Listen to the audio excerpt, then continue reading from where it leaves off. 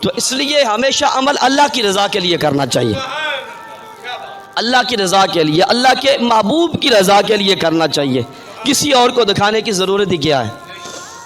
ہمیں کیا ضرورت ہے کسی کو دکھانے کی؟ کسی کو خوش کرنے کی کوشش کریں، اللہ کو خوش کریں، اللہ کے پیارے رسول کو خوش کریں۔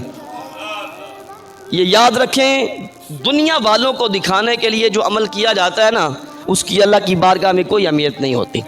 اس کا کوئی اجر نہیں ملتا۔ حدیث پاک میں آتا ہے، روایات میں آتا ہے، قیامت والے دن جب اللہ رب العزت لوگوں کو بدلہ عطا فرمائے گا،